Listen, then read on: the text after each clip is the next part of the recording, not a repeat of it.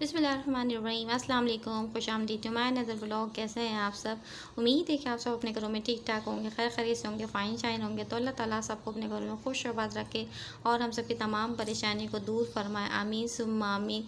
तो क्या चल रहा है आप लोग की लाइफ में? यहाँ तो बहुत सारी चीज़ें चल चुकी हैं और जा भी चुकी हैं और आ भी चुकी हैं। तो खैर बस ये था, फाइनली बस ये था कि अब सर्दियाँ हो चुकी हैं बाय बाय। तो बस ये मैंने सारे सब जो चीज़ें थी ना, ब्लैंकेट वगैरह, तो मैंने पहले ही पैक करके रख दिया था।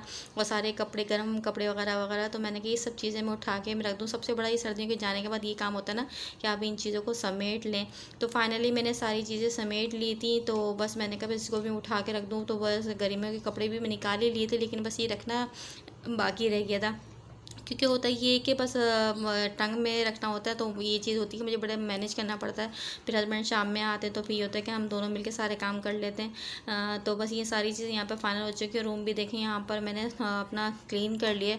और ये सर्दियों की चीज़ें होती है ना, आती तो बस सर्दियाँ 2 महीने के लिए आती हैं हार्डली, लेकिन काम इतना बढ़ जाता है, ओह माय गॉड, कि संभालना मुश्किल हो जाता है। और आप लोग भी बोल रहे होंगे भाई मेरा इतने दिन से व्लॉग नहीं आ रहा था। तो भाई यार मेरा व्लॉग कैसे आया था, मैं आजकल कुछ बहुत ज़्यादा बिज़ी चल रही हूँ और आगे आने वाले हैं इंशाल्लाह ताला व्लॉग बहुत ज़्यादा मज़ेदार होने वाले हैं, शादी व्लॉग्स आने वाले हैं।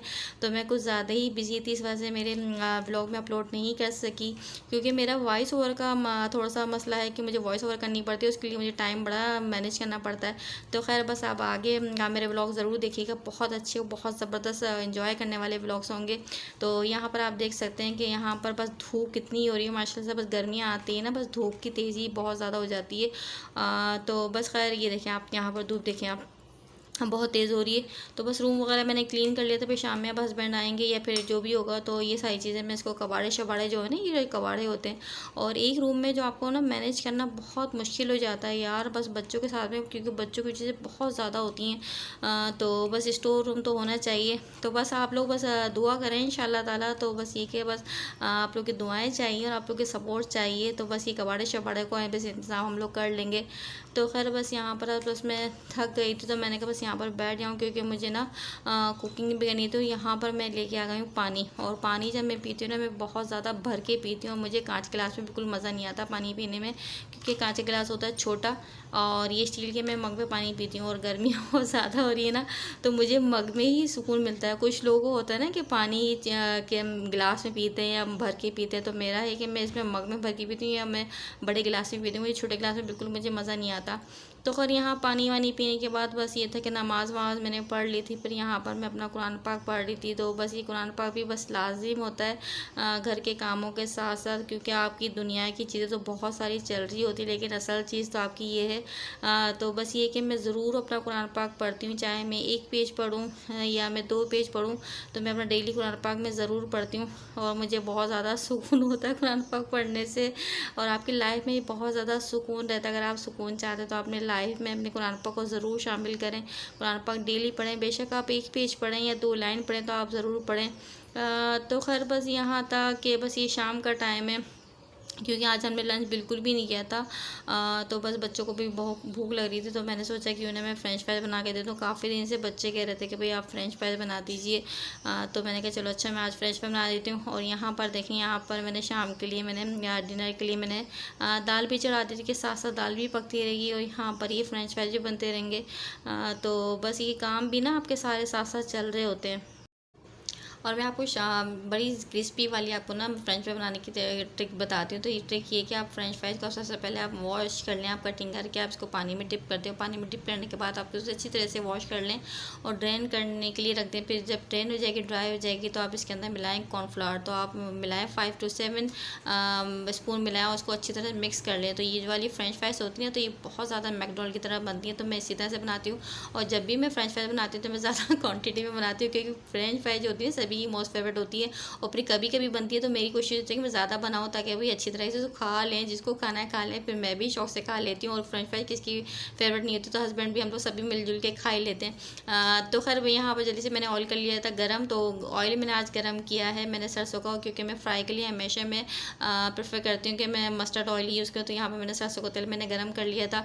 और सब्ज़ी वगैरह के लिए भी ऑयल ये होता है कि मैं ज़्यादातर ये मस्टर्ड ऑयल सरसों का तेल ही यूज़ करती हूँ। तो यहाँ पर देखें मैंने अच्छी तरीके से سے میں نے اس کو کوٹ کر لیتا سن کارن فلاور میں. تو اس کو میں اچھی طرح فرائی کروں گی, اور آپ بلیو کریں اتنی ٹیسٹی, اتنی یمی بنتی, کرسپی بنتی ہے, بالکل سوگی نہیں ہوتی. ورنہ نارملی آپ اس طرح سے اگر آپ بنائیں تو بہت زیادہ سوگی ہو جاتی ہیں, تو بالکل آپ کو ایسا لگے گا کہ آپ بالکل اس کی میک ڈونلڈ کی کھا رہے ہو. یہاں پر ساتھ ساتھ میری دال بھی بن رہی ہے, تو میرے دال میں نے مونگ مسور کی بس میں نے لکوڈ والی دال بنا دی ہے.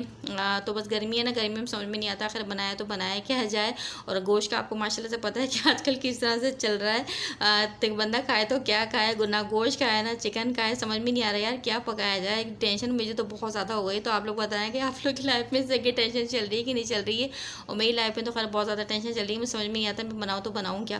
تو یا پھر سبزی بن جاتی ہے, یا پھر دال بن جاتی ہے, پھر رائس کی کوئی ڈش بن جاتی ہے. تو کیونکہ گوشت ہوتا ہے تھوڑی بہت یہ ہوتا ہے کہ آپ نے شوربے والا آپ نے سالن بنا لیا, آلو سالن بنا لیے, ٹنڈے گوشت وغیرہ کچھ نہ کچھ بنا لیا. تو بس اسی طرح چیزیں چل رہی ہوتی ہیں. لیکن آج کل بس لائف نا بہت زیادہ نہ سمجھنے والی ہو رہی ہے کہ جتنی چیزیں آپ کی لائف میں آسانیاں آتی جاتی ہیں, لیکن اس سے زیادہ کئی پریشانیاں ہوتی جاتی ہیں. لیکن پہلے کی لائف بڑی سادہ تھی بھائی, جب ہمارے ابو بتاتے ہیں یا امی بتاتی ہیں, خالوں سے سنتے ہیں, بھائی سمپل سی لائف تھی, نہ مشینیں تھی نہ کچھ تھی. لیکن اب تو جتنی دور جدید ہوتا جا رہا ہے لائف میں آپ کے, تو اتنی زیادہ پرابلمس ہوتی جا رہی ہیں. خیر یہاں پر دیکھیں میری فرینچ فرائی بالکل ریڈی ہو چکی ہے. تو یہاں پر میں نے سب سے پہلے ڈالا ہے, میں نے اس میں باربیکیو فلیور میں نے اس میں ایڈ کیا, اور ساتھ میں نے اس میں ایڈ کر دی ہے چکن پاؤڈر. تو چکن پاؤڈر ڈالنے کے بعد یہ میں نے سالٹ بھی ڈال دیا اس میں, اور ساتھ میں نے اس میں ایڈ کیا ہے چاٹ مسالہ. یہ آپ 3-4 چیزیں آپ ڈالیں گے اسپائسی, تو بہت زیادہ یمی ہو جاتی ہیں, بہت زیادہ کرسپی ہوتی ہیں, بالکل سوگی نہیں ہوتی. تو فرینچ فرائی کی کوالٹی یہ ہونی چاہیے کہ آپ بالکل سوگی نہ ہو, تو بالکل کرسپی سے ہوں.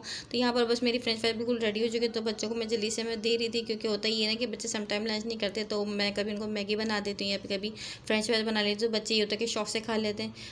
تو بس یہاں پر دیکھیں پھر میں بھی تھوڑے سے فرائی کر کہ ہم بھی کھا لیں گے یار, ہم بھی کیوں نہ کھائیں, ہم بھی بچے ہیں, ہر انسان کے اندر ایک بچہ ہوتا ہے. فرینچ فرائز تو کون نہیں کھانا پسند کرتا تھا. بس یہ تھا کہ جلدی سے میں نے کہ میں بچوں کو دے دوں, پھر میں ہسبینڈ ہم لوگ بھی کھا لیں گے. تو خیر بچوں کو میں دے دوں گی اور ہم بھی انجوائے کریں گے.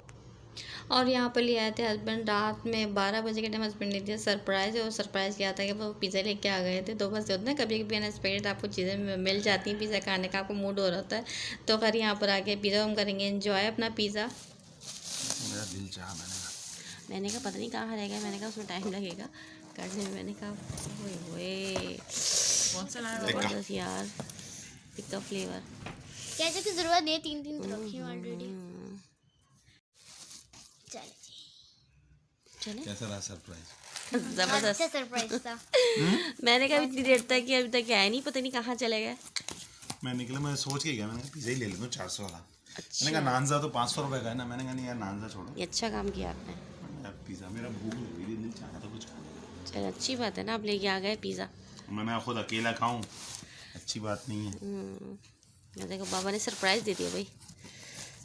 کہہ رہے بابا کہاں چلے گئے, میں نے کہا بیٹا کہیں کام سے گئے بابا, مجھے نہیں پتہ, آتے ہوں گے.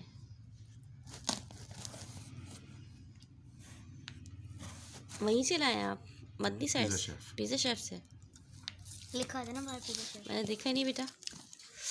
چلیے ٹرائی کریے. یہ ڈالنا ہے وہ ڈالنا ہے, جو بھی ڈالنا وہ ڈالوں گی میں, تو بہت مرچ ہوں.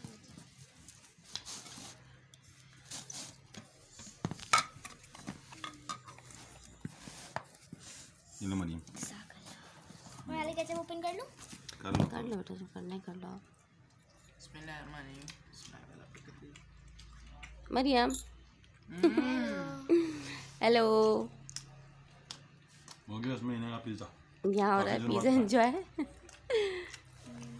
اب مجھے کیچپ نہیں ڈالی بیٹا. ٹمیٹو کھائیں گے آپ؟ بسم اللہ.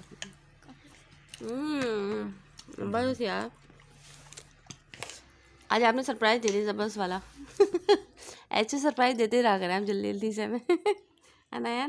حاتم لائک پائے کی خبر پہ لات مار دی میں نے, خرچہ کر دیا. ویسے ہی میرا اتنا خرچہ ہو گیا. کوئی بات نہیں. کنی لے کے آیا, کرنے وہ پلاسٹر کرنے کی, سیمنٹ لایا.